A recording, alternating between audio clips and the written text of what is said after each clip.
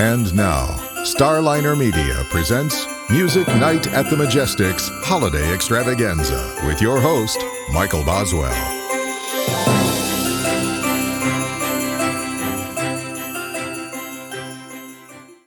All right, continuing our Music Night at the Majestic's Holiday Extravaganza, tongue firmly planted in cheek on the extravaganza part. With me, Rob Bonfiglio. Rob, welcome to the extravaganza. How are you, Michael? Great to be here, always. It's great to see you again. Thanks for having me. Hey, no problem. Tell me this: did you grow up in a household where holiday music was a big thing, played a lot? Yes, I did. I sure did. We used to spend our holidays at my grandparents' house. The day of Christmas Day, we celebrated Christmas. So Christmas Day we would spend at my grandmother's house, my grandparents' house, and they would always have music. Everything from Johnny Mathis to Nat King Cole, all that great classic Christmas stuff. And it's nothing but fond memories for me. So I do hold that near and dear to my heart. Yeah, well, I'll tell you, there's just something about those records that is just so soothing, so calming. You just feel warm when you listen to it. When you hear Dean Martin sing Marshmallow World, it's like everything is right in the world. That's right. Everything is perfect. Yeah. Now for you, did you listen to the Beach Boys Christmas album growing up? Growing up, I heard a few songs, but I didn't really know the album as a whole. Mm-hmm. Actually, I didn't know the album as a complete piece of work until, 2 years ago when we toured the record. So I know it very intimately. And I was going to say, that's obviously where I was leading with that. Oh, yes. Yes, indeed. Yeah. Say, now what's it like having heard those songs, for so many years, and then all of a sudden now you're out there performing those songs? That had to be really cool. It was very, very, very cool. It was pretty surreal. But then again, the surrealism was tempered by the fact that I had to hit those notes every night. I was singing high parts for that particular tour. So luckily my distraction was trying to get the parts right versus I can't believe I'm doing this material. Yeah, I would think. Yeah. So, but it was a beautiful experience. Yeah. Well, tell you what, we talked about classic Christmas music. Yeah. What about, say, stuff 70s, 80s and beyond? What music of that era you gravitate to? My favorite Christmas songs of that era, because I really came of age musically in the early 80s. That's when I was in junior high school and then high school subsequently. So the songs that I heard at that time were like Father Christmas by the Kinks, the Springsteen's version of Santa Claus is Coming to Town, the Waitresses, Chrissy Hine or the Pretenders when they did 2,000 Miles. Yeah, 1,000 Miles. Yeah. Yeah, those songs really, they touch a sentimental part of me as a musician, and as it brings me back to those days, those beautiful days of discovery and discovering who I was as a musician and the music around me and everything. So I have a very fond memory of that era. Yeah, absolutely. So, the compilation, Very Special Christmas. Yes. Had some great tracks on there. Sure did. Yeah. That's to me, that's like one of the staple Christmas albums of the 80s. Yeah, absolutely. That was pretty ubiquitous at the time and still is, I guess.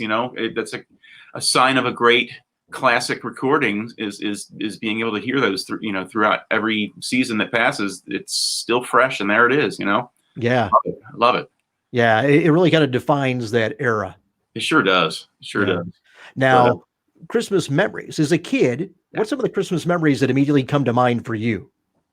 Christmas memories. Well, again, a lot of the holiday season and the winter in general, because I grew up in Philadelphia, so it was a wintry experience. But in terms of Christmas itself, we would go to my grandparents' house, and spend the day there, and the fire would be going. It was really very idyllic. And if you look at the cover of Nat King Cole's Christmas album, I think it's just called Christmas Song or whatever that record was called. And he's just sitting there like on a chair, and there's a fire, and there's gifts all around him. That was basically it. That was my experience, and it was beautiful. So I have nothing but beautiful, fond memories. Yeah, I hear you. That's one of my go-to Christmas albums too. It's such a classic. Yeah, that and Phil Spector's Christmas album.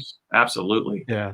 And I love Frank Sinatra's Christmas, Holly Jolly Christmas record or whatever, is played constantly around here as well. So yeah, I'll tell you, my favorite Sinatra Christmas song is Christmas Waltz.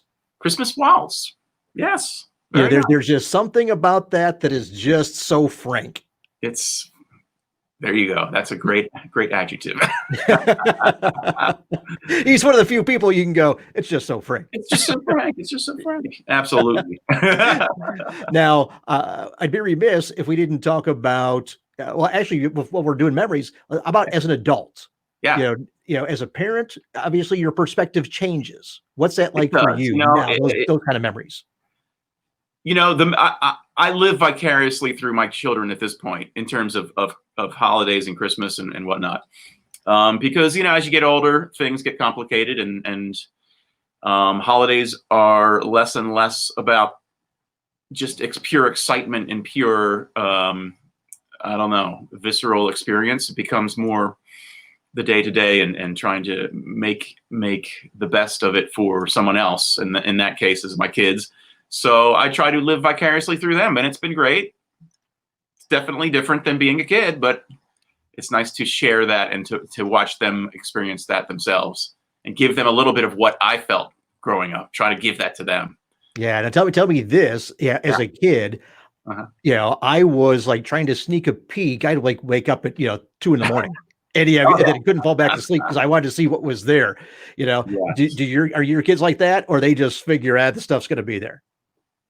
You know, it's funny because a lot of the gifts that they get for the holidays, they usually get in advance. Like say, my oldest daughter got a new iPhone, so she got that in advance. So it kind of spoils the whole Christmas morning experience, I think. But they're used to that kind of thing. And, that's just kind of how it is. And this year we got a puppy. So the puppy is here. So that's our early Christmas gift to the kids. Oh, that's a great gift. Yes. It's pretty, I don't know. Americana. I don't know. Very American. Yeah. Well, tell me this, were you a kid who couldn't wait to see what was under the tree, or? Yeah. Yes, definitely the anticipation. My parents definitely built that up. It was, nothing until the morning of. And I remember one year I found, I think I went looking for the Christmas presents because at that point I knew, the myth of Santa was not really a thing anymore. So I knew that there was presents hidden somewhere, and I did end up finding some in the garage. I remember that, and I think I got in trouble that year too. Something I don't remember. I blocked the memory, but I spoiled something pretty bad, and I made sure not to do that again. Well, I'll tell you what, getting back to music, you've got a new holiday record out called Christmas Without You. Christmas Without You. I did. Yeah, tell us about that. Yes, I wrote this song with Stephen Kalinich, who is a lyricist and a poet, and he's done some Beach Boys work. He wrote Little Bird, Be Still, California Feeling.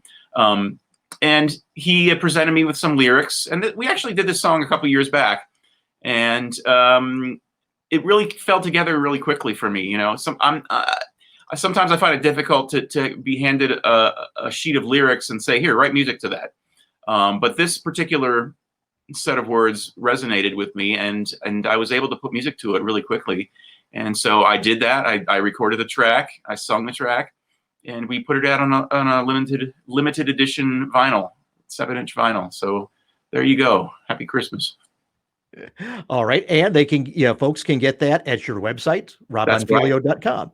That's right. Check it out. All right. Well, tell you what, Rob, any closing Christmas greetings you'd like to give to the viewers? I just want to say thank you to everybody out there. Warmest of holiday greetings to everybody. no matter what it is you celebrate or how you celebrate. And keep strong. 2021 is looking better. And let's keep forward. Love you all. Thank you for the support.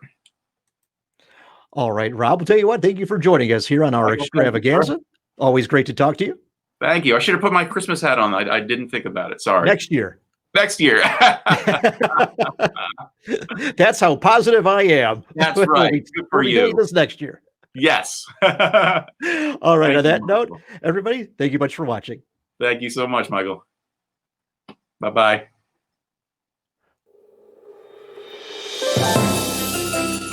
If you enjoyed Music Night at the Majestic's Holiday Extravaganza, follow us on Facebook, YouTube, Twitter, Instagram, and at musicnight.net. Music Night at the Majestic is a copyright production of Starliner Media. Any use of this program, its audio, or visual images without the express written consent of Starliner Media is prohibited.